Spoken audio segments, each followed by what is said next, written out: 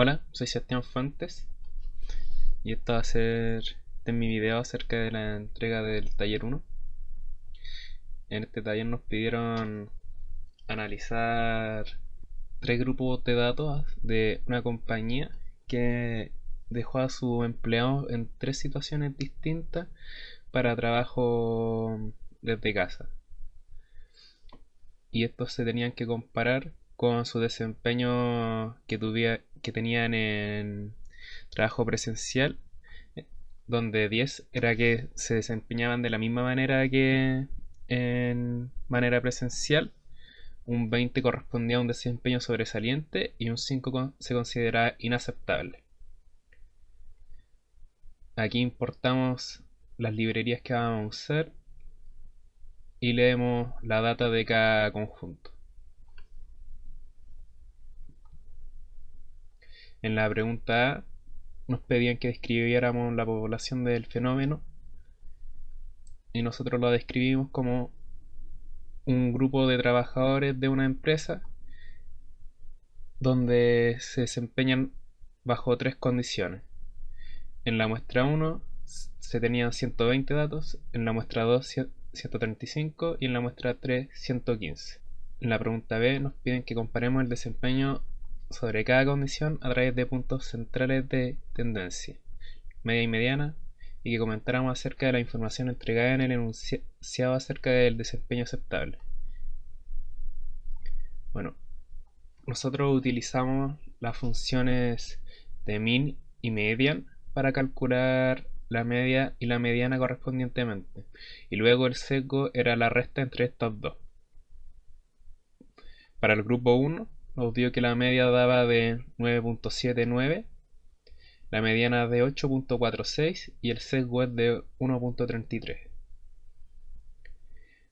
De la media sabemos que en promedio los trabajadores se desempeñan bastante cercano a lo que sería su desempeño en forma presencial, si es que tal vez un poco peor. Y de la mediana podemos saber que el 50% de los empleados se desempeñan de una manera que es o un poco peor de lo que es su desempeño en forma presencial o mejor. El sesgo es de 1.33, así que sabemos que como es un sesgo positivo, el gráfico va a estar cargado hacia la derecha, es decir, tienden más a estar más a la derecha de la mediana. En el grupo 2 nos dio que la media era de 10.14, la mediana de 10.29 y el sesgo de menos 0.14. Estos datos son muy regulares entre sí, es decir, que no tienen mucha desviación de uno entre el otro.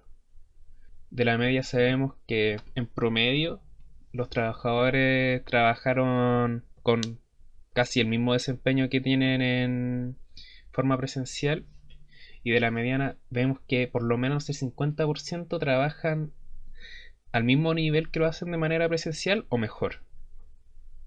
Del sesgo, como vemos que es muy cercano a cero, vemos que el gráfico está balanceado.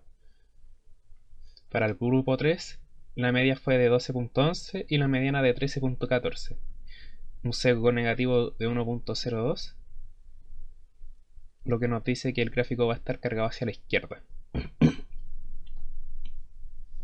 La media nos dice que en promedio los trabajadores se desempeñaron un poco mejor que su rendimiento de manera presencial, y de la mediana sabemos que por lo menos el 50% se desempeñó mejor que de manera presencial. En la pregunta C nos pedían que hiciéramos el gráfico de caja de cada una de las muestras y que los comparáramos entre sí. Aparte, nos preguntaban si es que existía suficiente evidencia para concluir que alguna de las condiciones era mejor que las otras.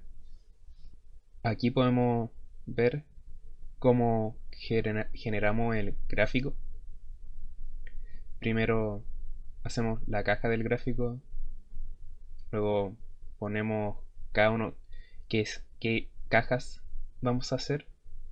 Estas son unas líneas solamente para marcar a dónde están líneas de aceptable, inaceptable y sobresaliente. Acá está el gráfico en sí. Podemos ver que la muestra 1 más o menos un poco más de la mitad por lo menos está bajo la línea de aceptable.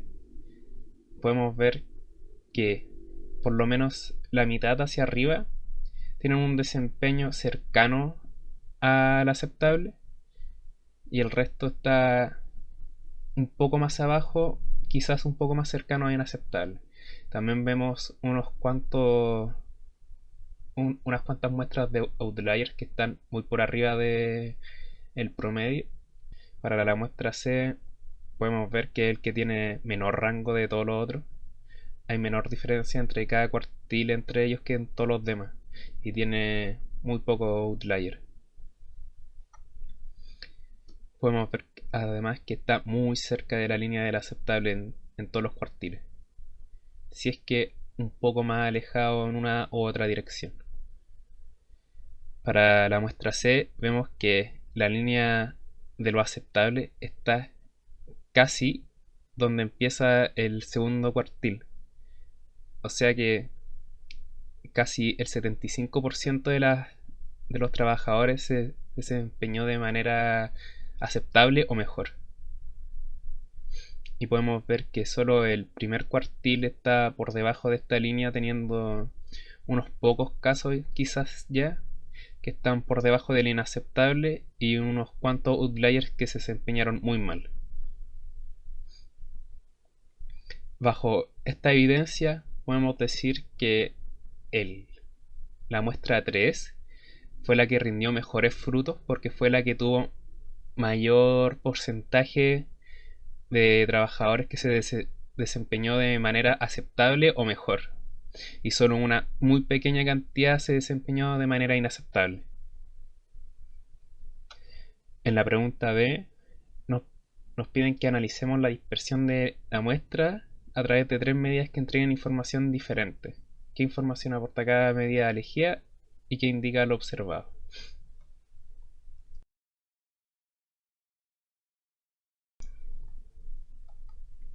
Bueno, las medidas de dispersión que utilizamos fueron la de varianza muestral, que lo medimos utilizando la media, el largo para la cantidad de datos. Después definimos una desviación estándar muestral, que era lo que hicimos antes, solo que la raíz cuadrada. Para el primer grupo nos dio que la varianza muestral era de 15.77, la cual es muy alta. La desviación muestral nos dio 3.97, que no es tan grande, y la desviación muestral respecto a los 10 puntos, que era lo aceptable, era parecida a la desviación muestral. Para el grupo C2, la varianza muestral corresponde a lo que observamos en los gráficos, que es muy pequeña. La desviación muestral también es muy pequeña. Y respecto al 10 también vemos que es muy pequeña porque el desempeño de casi todos los empleados estaba muy cercano al 10. Para el grupo C3, la varianza muestral es bastante grande, ya que por lo que vimos en el gráfico, el rango entre cada cuartil es bastante grande. La desviación muestral no es tan grande. La desviación muestral respecto a 10 es un poco más grande, por lo que vimos que hay mucha gente que tiende a distanciarse bastante del 10. Para la pregunta E, en base a toda la información que hemos recolectado, nos preguntan cuáles de las condiciones C le recomendaríamos a la empresa para que utilice en el resto de todos sus empleados, el por qué, y que teníamos que también apoyar nuestra elección en base a los tipos de desempeño. Como ya lo hemos dicho antes, nosotros recomendaríamos el caso 3 porque fue el que mostró el mayor nivel de éxito alrededor de todos los empleados y con un con un porcentaje bajo de empleados que no se desempeñan de manera aceptable en comparación de los demás que tienen un porcentaje de por lo menos 50 o cercano a 50% que se desempeñan de manera aceptable hacia abajo. Por esta razón y por la evidencia que hemos mostrado anteriormente, nosotros recomendaríamos las condiciones C3. La pregunta F nos preguntaban: al volver a revisar el proceso de recolección de datos, se encontró que hay un trabajador que no había sido asignado a ninguno de los grupos y que tuvo un desempeño de 13. Y nos preguntaban si es que podíamos encontrar alguna manera, algún método de decidir a qué condición este trabajador debiera ser asignado. Lo que nosotros hicimos fue comparar su desempeño respecto a la mediana de cada grupo, debido a que la mediana es un indicador robusto de estadística, es decir, que los outliers no le afectan tanto y que tiene un punto de quiebre del 50%, es decir, que tendría que haber por lo menos un 50% de datos contaminados para que no nos dé información correcta. Además, volvimos a hacer los gráficos de caja, pero poniendo ahora una línea a donde estaría el desempeño del nuevo trabajador. Y podemos ver que de todas las gráficos de caja, el que cae más cercano a la mediana es el del grupo C3,